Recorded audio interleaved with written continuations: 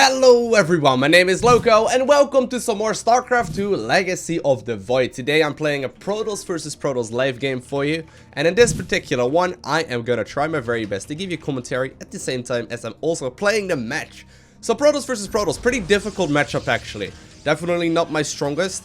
There's a lot of work to be done here. Most of the time though I find myself being in okay shape in the early part of the game, but then just in the middle part of the game, I start getting a lot weaker. So normally the army compositions that we're talking about, in particular in Protoss versus Protoss, are going to be Blink Stalker added in with Disruptors and Immortals and whatnot. And that army composition is honestly just really difficult to micro. So I've just been trying to practice my ass off, get that control a lot better done, and you know, hopefully start winning some macro focus games. Now I'm talking right here like my matchup is absolutely awful. It isn't quite the case either. Honestly, I think it's like 50-50.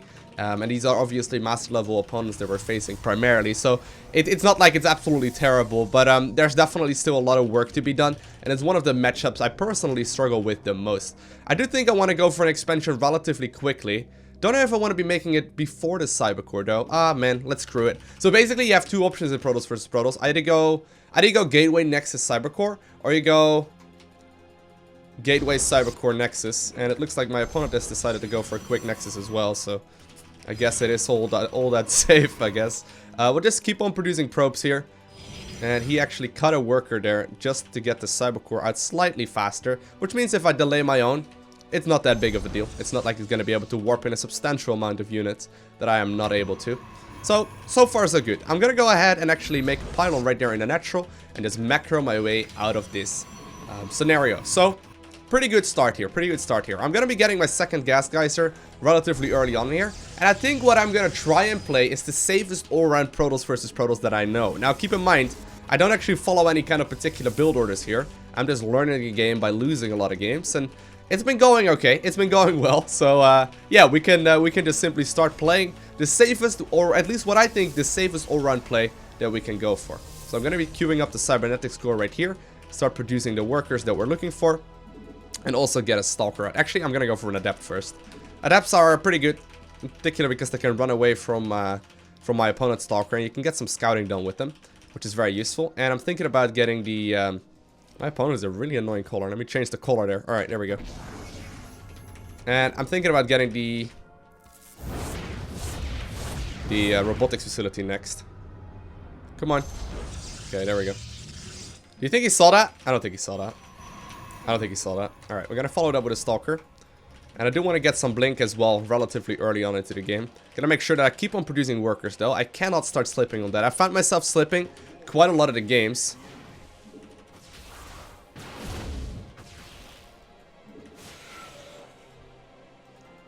Okay. Stalker is about to pop out here.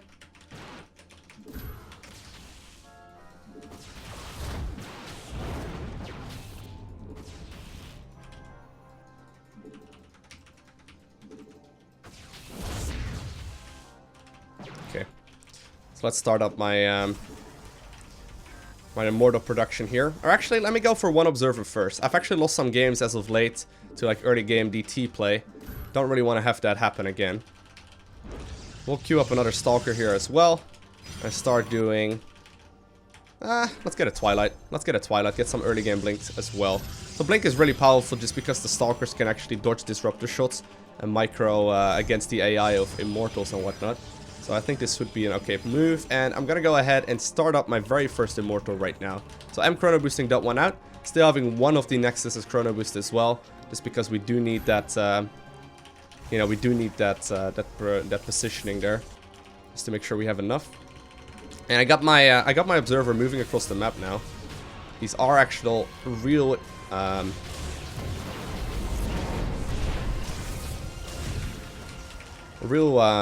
what are they called? Real phoenixes. So my opponent definitely is doing a little bit of an annoying strategy. This is actually relatively uncommon nowadays. I don't see Phoenix openers all too much, or maybe it may just be the people that I'm primarily facing. Seems like most of them are focused on a more ground-based army. This is fine though. We can still go for some aggression. Just need to make sure I get some cannons in my mineral lines, and that I don't lose too many workers. Okay. So I do need to make sure I start up my extra gateways here too. Don't think I need an extra gas, at least for the moment. I want to just simply get one cannon right over here in the middle of the mineral line. Oh no, not that thing. That's not a cannon. Doesn't even look like a cannon. There we go. And we'll get one over here as well. So once again, like, my opponent is just trying to pick off whatever he can find. He knows that this is on a timer primarily, so this is okay. We'll move the mothership core to the natural instead. Oh, that's why I didn't have her hotkey properly. And I actually have plenty of workers right now as well to start adding on this thing. So I'm gonna start chrono boosting those two and start moving out right as I finish up a +1 attack, as well as a bunch more stalkers. Okay.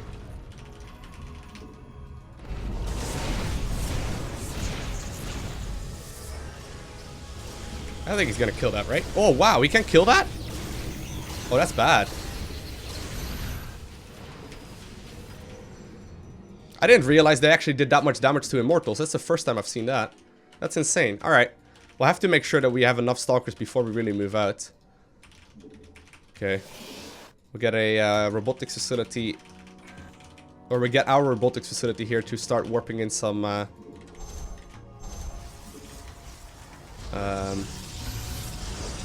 are they called? Warp prisms. +1 attack is about to finish up. How many Immortals do we got? We got 3 right now, so this is pretty good. That's a pretty healthy amount.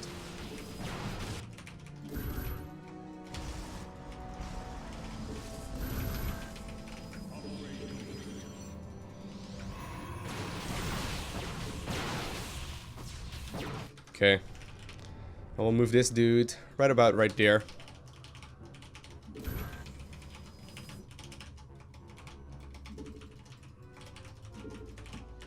In the meantime, I'm gonna be getting a... Oh no, I don't actually want to have move all of these dudes over. No. In the meantime, we're gonna be starting up this thing as well. Let me double check that I still have the gases saturated. One too many over here. Okay.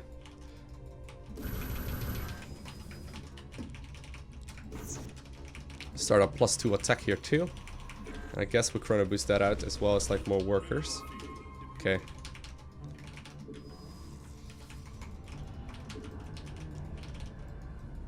Okay, here we go. So I got Blink. He's got a lot of stuff. Wow, he's got a lot of stuff. I didn't anticipate him having this much already. Cool strategy that he's playing.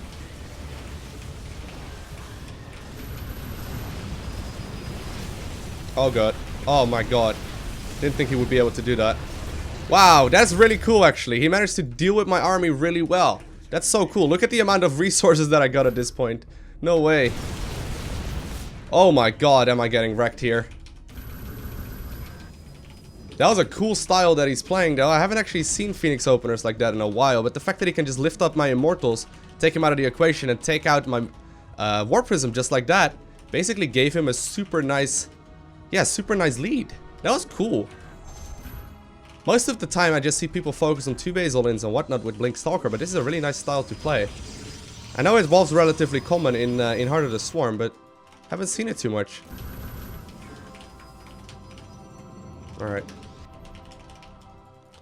Alright, so right now we are in a bit of a scary place. I need to start adding on like some higher tech units, but I don't really have the resources to do so. Don't know whether or not he's got his own 3rd base. I guess I can assume at this point that he does. Gotta go for some disruptors here.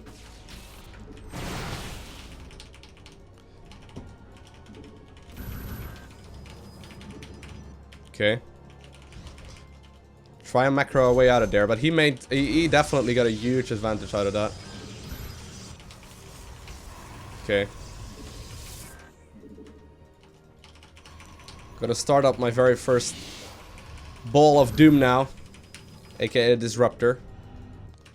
Gonna keep making sure I get these upgrades going as well.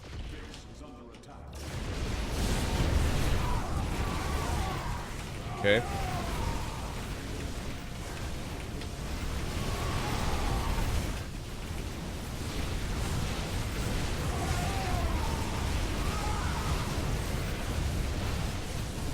Wow, sick play by my opponent actually. Wow. Alright. Let's jump into the replay and see what we got. Alright, so the primary reason why I'm watching the replay right now is to figure out exactly what made me lose this game. Sometimes it seems really obvious, right? Right now I basically just threw my army against his, and I think that is where I lost the game. However, it could very well be that my economy just wasn't up to par, and that these phoenixes did more than I realized. So let's have a quick look here.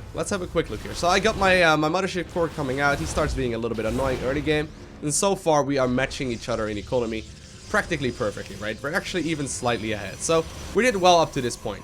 Now he decided to go for a bunch of phoenixes early on, and he just keeps chrono boosting those out. In the meantime though, he's already got the Twilight Council as well as Charge researching.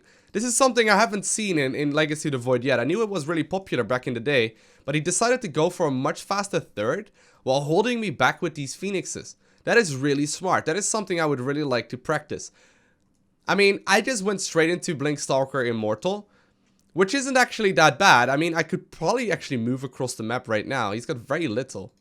But he could just lift up my my Immortals with these Phoenixes and basically take them out of the fight that way. So it kind of depends, really. I don't think I could do too much about the style that he's playing here. This is pretty cool.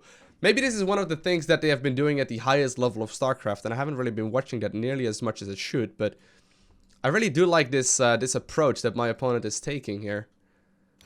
Alright, so economy-wise, it's not like we're really far behind, okay? It's just that he starts adding on that third base, you know, really early on, much earlier than I do, and he's gonna start skyrocketing the amount of income that he gets.